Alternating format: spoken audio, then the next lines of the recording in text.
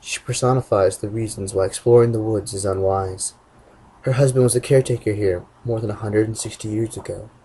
She was an intelligent, lovely woman, but she became a frequent visitor to some of the darker portions of the forest, where she consorted with unsavory beings. They tutored her. Before long, she became enamored with the power of witchcraft, and they acquired considerable influence over her. She became unstable. Her husband tried to help her, but she was already too demented. When she tried to aid some of the foul denizens of the woods in a treacherous act of rebellion, her husband called in assistance and had her imprisoned. She has been trapped in the shack ever since, held captive by the knots in the rope you saw. Let her story serve as another warning. You have no business in those woods. I get it, Seth said. He looked solemn. Enough jabbering about the rules of monsters, Grandpa said, standing up. I have chores, and you have a new world to explore. The day is fading. Go and make the most of it, but stay in the yard. What do you do all day? Kendra inquired, walking out of the study beside Grandpa. Oh, I have my chores to keep this place in order. Fablehaven is home to many extraordinary wonders and delights, but it requires a great deal of maintenance. You might be able to accompany me sometime, now that you know the true nature of this place. Mundane work mostly. I expect you'd have more fun playing in the garden. Kendra laid a hand on Grandpa's arm. I want to see as much as I can. Chapter 6. Maddox. Kendra snapped awake with her sheets tented over her head. She was supposed to be excited about something. It felt like Christmas morning, or a day she was going to take off school so her family could visit an amusement park. No. She was at Grandpa Sowerson's. The fairies! She pushed off the sheets. Seth lay in a contorted position, hair wildly disheveled, mouth open, legs tangled in his covers, still out cold. They had stayed up late discussing the events of the day, almost like friends rather than siblings. Kendra rolled out of bed and padded over to the window. The sun was peeking over the eastern horizon, streaming gilded highlights across the treetops. She grabbed some clothes, went down to the bathroom, took off her nightshirt, and got dressed for the day. Downstairs, the kitchen was empty. Kendra found Lena out on the porch, balancing atop a stool. Lena was hanging wind chimes. She had already hung several along the length of the porch. A butterfly flitted around one of the chimes, playing a sweet, simple melody. Good morning, Lena said. You're up early. I'm still so excited from yesterday. Kendra looked out at the garden. The butterflies, bumblebees, and hummingbirds were already going about their business. Grandpa was right. Many clustered around the newly refilled bird baths and fountains, admiring their reflections. Just a bunch of bugs again, Lena said. Can I have some hot chocolate? Let me hang these last chimes, she said, moving the stool and climbing fearlessly on top of it. She was so old. If she had fallen, she'd probably die. Be careful, Kendra said. Lena waved a dismissive hand. The day I'm too old to climb a stool will be the day I throw myself off the roof. She hung the final chime. We had to take these down for you kids. Might have made you suspicious to see hummingbirds playing music. Kendra followed Lena back into the house. Years ago, there used to be a church within earshot that would play melodies on the bells, Lena said. It was so funny to watch the fairies imitate the music. They still play those old songs sometimes. Lena opened the refrigerator, removing an old-fashioned milk bottle. Kendra sat at the table. Lena poured some milk into a pot on the stove and began adding ingredients. Kendra noticed that she was not scooping in chocolate powder. She was stirring in contents from multiple containers. Grandpa said to ask you about the story of the guy who built the boathouse, Kendra said. Lena paused her stirring. Did he? I suppose I am more familiar with the story than most. She resumed stirring. What did he tell you? He said the guy had an obsession with the naiads. What's a naiad anyhow? A water nymph. What else did he say? Just that you know the story. The man was named Patton Burgess, said Lena. He became caretaker of this property in 1878, inheriting the position from his maternal grandfather. He was a young man at the time, quite good-looking, wore a mustache. There are pictures upstairs. The pond was his favorite place on the property. Mine too. He would go and gaze at the naiads for hours. They would try to tease him down to the water's edge, as was their custom, in order to drown him. He would draw near, sometimes even pretending he meant to jump in, but always stayed tantalizingly out of reach. Lena sampled the hot chocolate and stirred some more. Unlike most of the visitors, who seemed to regard the naiads as interchangeable, he paid special attention to a particular nymph, asking for her by name. He began to pay little heed to the other naiads. On the days when his favorite would not show herself, he left early. Lena poured the milk from the pot into a pair of mugs. He became fixated on her. When he built the boathouse, the nymphs wondered what he would be doing. He constructed a boat, a broad, sturdy rowboat, so he could go out into the water and be closer to the object of his fascination. Lena brought the mugs to the table and sat down. The naiads tried to upset his craft every time he set forth, but it was too cleverly constructed. They succeeded only in pushing it around the pond. Kendra took a sip. The hot chocolate was perfection, barely cool enough to sip comfortably. Patton began to try and coax his favorite naiad to leave the water, to come walk with him on the land. She responded by urging him to join her in the pond, for to leave the water would mean to enter mortality. The tug-of-war went on for more than 3 years. He would serenade her on his violin, and read her poetry, and make her promises about the joys their life together would hold. He showed such sincerity and such perseverance that on occasion she would gaze into his kind eyes and falter. Lena sipped the hot chocolate. One day in March, Patton got careless. He leaned too close to the gunwale, and a naiad caught hold of his sleeve as he conversed with his favorite. A strong man, he resisted her, but the struggle pulled him to one side of the boat, upsetting his typical equilibrium. A pair of naiads heaved upward on the other side of the boat, and it capsized. He died? Kendra was horrified. He would have died, yes, but the naiad had their prize. In their domain, he was no match for them. Giddy with the long-awaited victory, they rushed him toward the bottom of the pond to add him to their collection of mortal victims. But it was more than his favorite could bear. She had grown fond of Patton, seduced by his diligent attention, and unlike the others, she did not consider his death an amusement. She fought off her sisters and returned him to the shore. That was the day I left the pond. Kendra spewed hot chocolate across the table. You're the naiad? I once was. You became mortal? Lena absently blotted up the hot chocolate Kendra had sprayed upon this with a small towel. If I could go back, I would make the same decision every time. We had a joyful life. Patton managed Fablehaven for 51 years before passing it off to a nephew. He lived 12 years after that. Died at 91. His mind was sharp to the end. Helps to have a young wife. How are you still alive? I became subject to the laws of mortality, but they have taken effect gradually. As I sat by his deathbed, I looked perhaps 20 years older than I had on the day when I carried him from the water. I felt guilty about looking so young as his frail body was shutting down. I wanted to be old like him. Of course, now that my age is finally catching up with me, I don't care for it much. Kendra sipped more of her hot chocolate. She was so enthralled that she barely tasted it. What did you do after he passed away? I took advantage of my mortality. I had paid a steep price for it, so I traveled the world to see what it had to offer. Europe, the Middle East, India, Japan, South America, Africa, Australia, the Pacific Islands.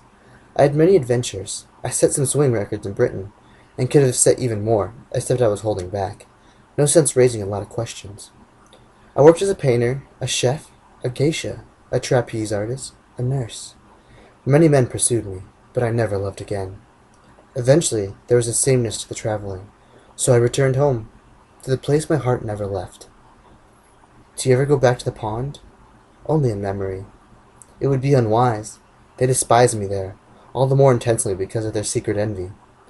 How they would laugh at my appearance.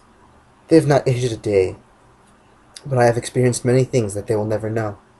Some painful, some wonderful. Kendra finished the last of her hot chocolate and wiped her lips. What was it like being a naiad?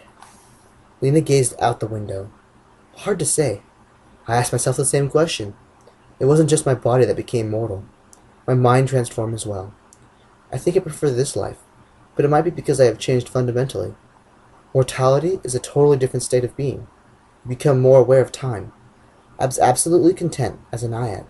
I lived in an unchangeable state for what must have been a millennia, never thinking of the future or the past, always looking for amusement, always finding it. almost no self-awareness. It feels like a blur now. No, like a blink. A single moment that lasted thousands of years. You would have lived forever, Kendra exclaimed. We weren't quite immortal. We did not age, so I suppose some of our kind could endure forever, if lakes and rivers last forever. Difficult to say.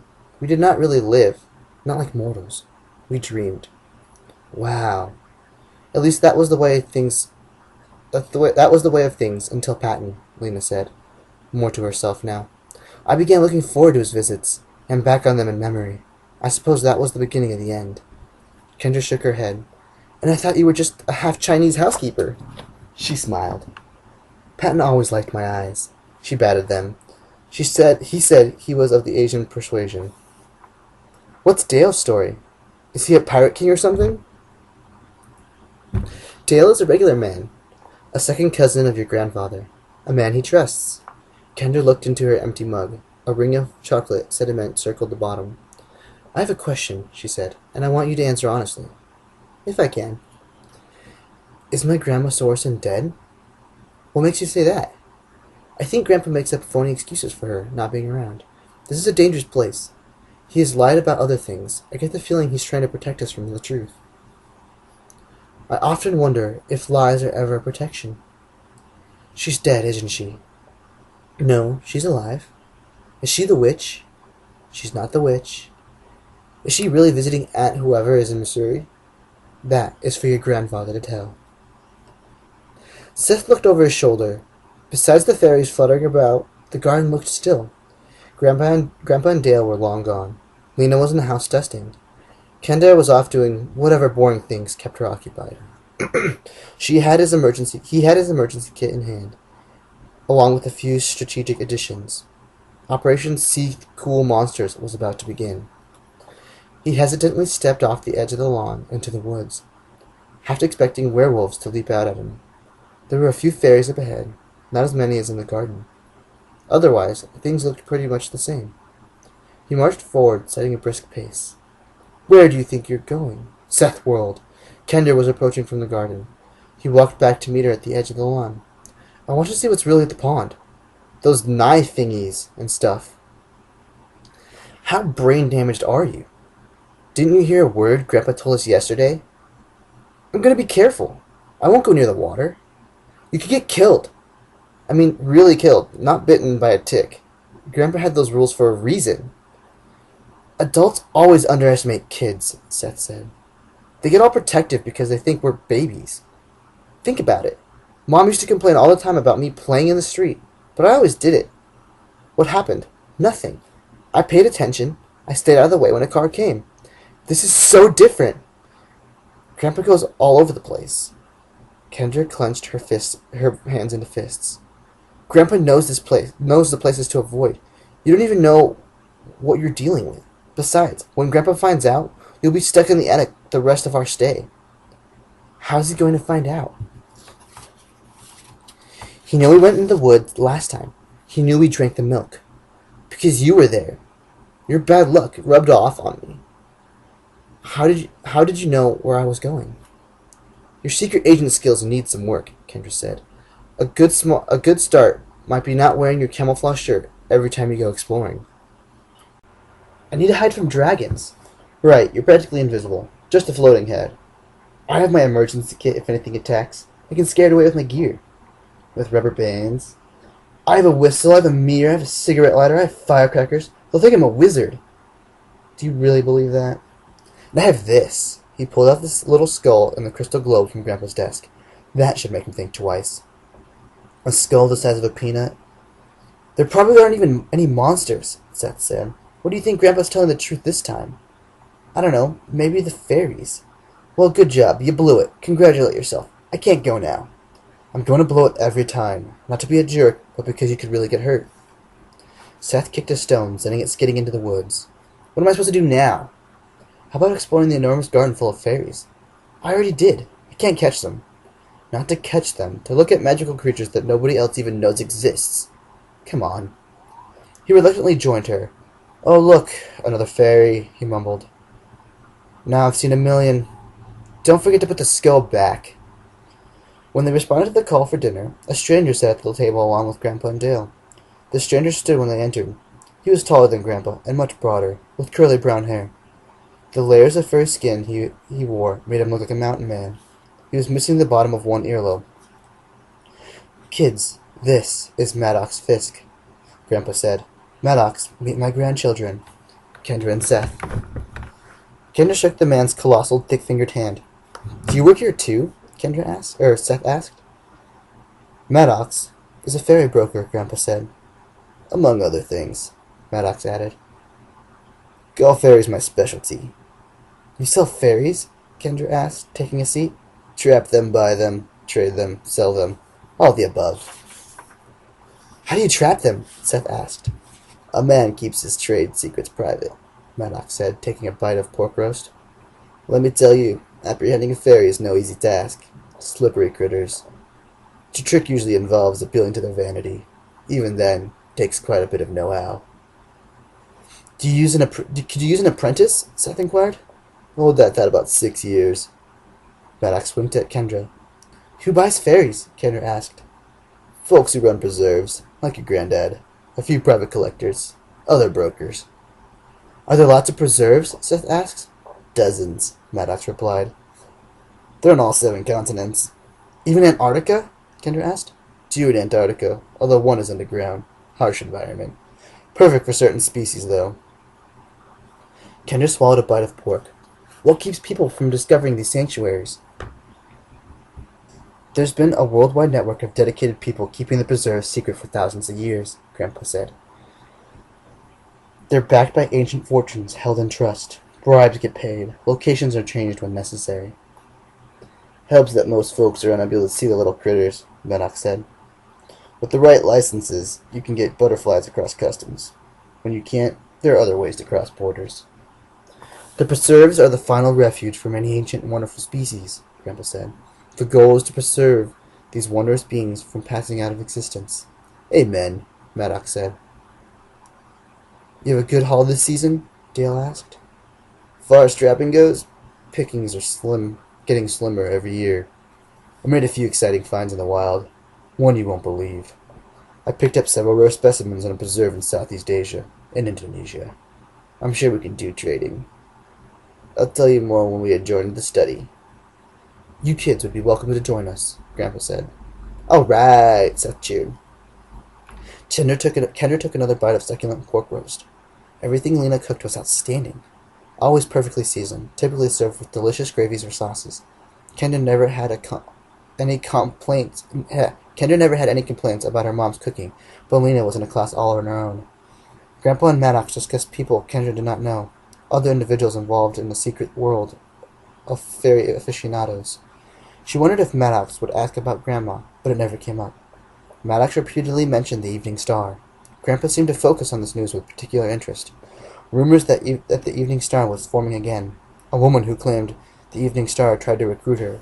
Whispers of an attack by the Evening Star. Kendra could not resist interjecting. "What's the Evening Star? It sounds like you're using it as a code word." Maddox glanced uncertainly at Grandpa. Grandpa gave him a nod. The Society of the Evening Star is an arcane organization that we all hoped had gone extinct decades ago," Maddox explained. "Over the centuries, their relevance has waxed and waned. It seems like just when you think you've seen the last of them, you start hearing rumors again." "They're dedicated to overthrowing preserves in order to use them for their own misguided purposes," Grandpa said. Members of the society consort with demons and practitioners of the black arts." "Are they going to attack us?" Seth asked. "Not likely," Grandpa said. "The preserves are protected by powerful magic, but I lend an ear to the news all the same. Rarely hurts to be cautious." "Why the Evening Star?" Kendra asked. "It's such a pretty name." "The Evening Star ushers to the night," Maddox said. They considered the statement in silence. Maddox wiped his lips with a napkin. "Sorry, not a very cheery topic around the dinner table." After supper, Lena cleared the table and they all went to the study. On the way there, Maddox collected several cases and crates from the entry hall. Dale, Seth, and Kendra helped. The cases had perforations, evidently to allow the creatures inside to breathe, but Kendra was unable to see into them. All were locked. Grandpa settled behind the large desk. Dale and Maddox claimed the two oversized chairs, leaned against the windowsill, and Kendra and Seth found seats on the floor. "First off," Maddox said, bending over and unlocking the large black crate, "we have some fairies from the preserve into more." He opened the hatch and 8 fairies soared out. 2 tiny ones, not even an inch tall, darted to the window. They were amber in color with wings like flies. One banged the window pane with a minuscule fist. A large fairy, more than 4 inches tall, hovered in front of Kendra. She looked like a miniature Pacific Islander, with dragonfly wings across her back, as well as tiny wings on her feet. 3 of the fairies had elaborate butterfly wings, with the appearance of stained glass. Another had gnarly black wings. The last had furry wings, the other, and her body was coated with pale blue fuzz. "Whoa," Seth said. "That one's all hairy." "A downy fountain sprite, found only on the island of Roti," Maddox said. "I like the little ones," Kendra said. "A more common variety. They haunt the Malaysian peninsula," Maddox said. "They're so fast," Kendra said. "Why don't they escape?" "Catching a fairy renders her powerless," Maddox said. "Keep her in a cage or a sealed room like this one, and her magic cannot be used to escape. While under confinement, they become fairly docile and obedient." Kendra frowned. "How does Grandpa know they will stay in the garden if he buys them?" Maddox winked at Grandpa. "Gets right to the point, this one." He turned back to Kendra. "Fairies are highly territorial, non-migratory creatures. Put them in a livable environment and they stay put, especially in an environment like Fablehaven, with gardens and plentiful food and other enchanted critters." "I'm sure I can find a trade for a fountain sprite," Grandpa said. "The Bandasi sunwings are beautiful as well. We can work out the particulars later." Maddox slapped the side of the crate and the fairies returned. The ones with the stained glass wings took their time, drifting lazily. The little ones zoomed in. The fountain sprite floated up to a high corner of the room. Maddox patted the side of the crate again, and spat a stern command in a language Kendra did not understand. The fuzzy fairy glided into the container. "Next, we have some albino night grifters from Moreno." Out of the case flew 3 milky white fairies, their moth-like wings peppered with flecks of black. Maddox proceeded to display several other groups of distinct fairies. Then he began showing fairies one at a time. Kendra found a couple of them disgusting. One had thorny wings and a tail. Another was reptilian, covered in scales. Maddox displayed its chameleonic ability to match different backgrounds. "Now for my big find," Maddox said, rubbing his hands together. "I captured this little lady in an oasis deep in the Gobi Desert. I've only seen one other of her kind. Can we dim the lights?"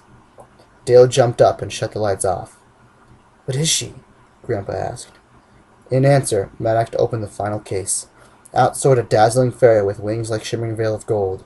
Three gleaming feathers streamed beneath her, elegant ribbons of light. She hung gloriously in the center of the room, with a regal air. "A gin harp?" Grandpa said in astonishment. "Favor us with a song, I beg you," Maddox said. He repeated this solicitation in another language. The fairy gleamed even brighter, shedding sparks. The music that followed was mesmerizing. The voice made Kendra imagine a multitude of vibrating crystals. The wordless song had the power of an operatic aria mingled with the sweetness of a lullaby. It was longing, beckoning, hopeful, and heartbreaking. They all sat transfixed until the song ended. When it was over, Kendra wanted to applaud, but the moment felt too scared. Truly magnificent, Maddox said, repeating the compliment again in a foreign language. "Chinese?" He tapped the side of her case, and with radiant flourish, the fairy was gone. The room felt dim and bleak in her absence. Kendra tried to blink away the splotchy afterimage. "How did you make such a find?" Grandpa asked in wonder. "I caught wind of some local legends near the Mongolian border. Cost me nearly 2 months of brutal living to track her down." "The only other known gin harp has her own shrine in a Tibetan sanctuary," Grandpa explained. "She was thought to be unique. Fairy connoisseurs travel from all the corners of the globe to behold her." "I can see why," Kendra said. What a signature treat, Maddox. Thank you for bringing her to my home. I'm touring her around the circuit before I take offers, Maddox said. I don't mean to pretend I can afford her, but send me word when she comes available. Standing up, Grandpa looked at the clock and clapped his hands together. Looks like it's about time for everyone under the age of 30 to head off to bed. But it's still early, Seth said. No grousing. I have negotiations to conduct with Maddox tonight. We can't have young people underfoot. You need to stay in your room, no matter what commotion you hear downstairs. Or negotiations can be sprited. Understood? Yes, Kendra said. I want to negotiate, Seth said. Grandpa shook his head. It's a dull business. You kids have to go to sleep.